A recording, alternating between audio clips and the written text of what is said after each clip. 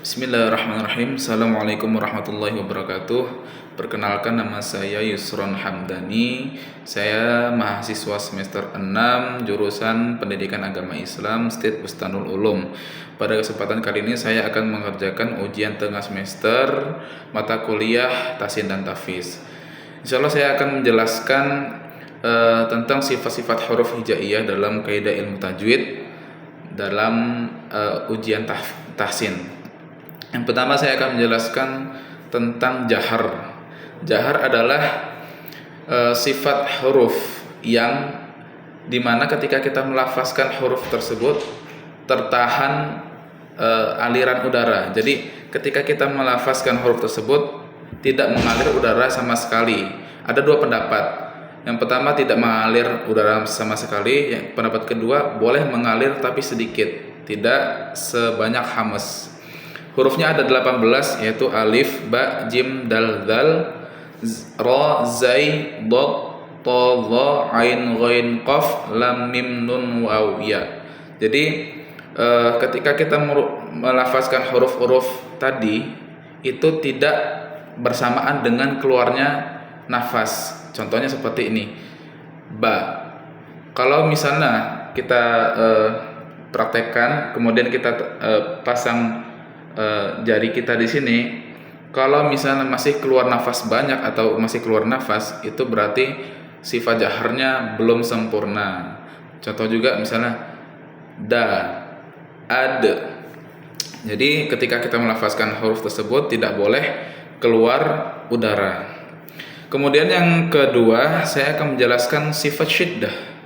Syiddah adalah sifat yang tertahannya suara ketika kita melafazkan huruf tersebut. Jadi suaranya tidak langsung keluar, namun sedikit tertahan. Misalnya syiddah itu hurufnya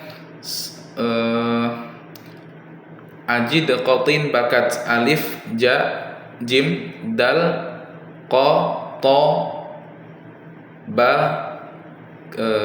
kemudian kaf, kemudian ta. Jadi misalnya cara nyebutnya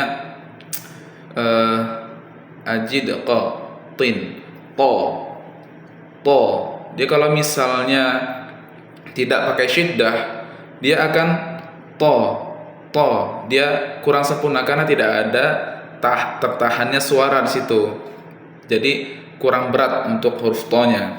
Jadi cara bacanya to, alto. Tertahan dulu suaranya. Misalnya ta. Ta ketika kita menyebutkan huruf ta tanpa syiddah, dia akan jadi ta. Tapi kalau misalnya kita menyebutkannya dengan syiddah, ta. Kalau misalnya kita sukunkan at.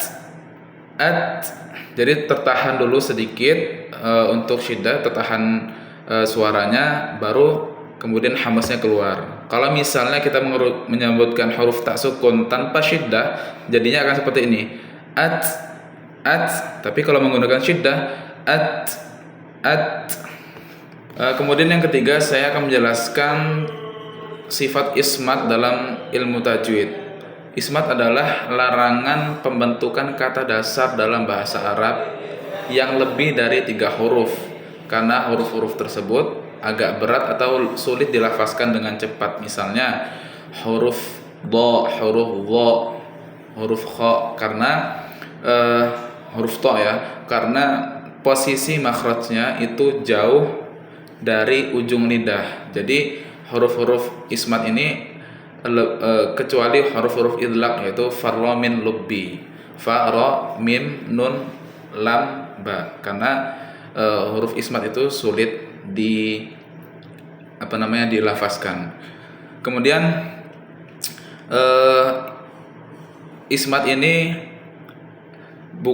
tidak ada pengaruhnya atau hubungannya dengan cara melafazkan, tapi ismat ini melainkan lebih ke asal usul bahasa Arab. Jadi kalau misalnya ada pembentukan kata dasar yang lebih dari 3 huruf, kemudian huruf-hurufnya itu huruf-huruf yang agak berat, yang sulit dilafazkan, itu berarti bukan dari bahasa Arab.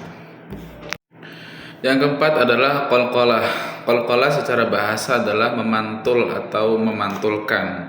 Jadi cara menyebut qalqalah ini ketika huruf qalqalah yaitu 5 huruf ba, jim, dal, ta, qaf sukun ya, 5 huruf ini dalam kondisi sukun, maka cara membacanya adalah dengan cara dipantulkan. Misalnya ab, aj, ad, alto, alqo.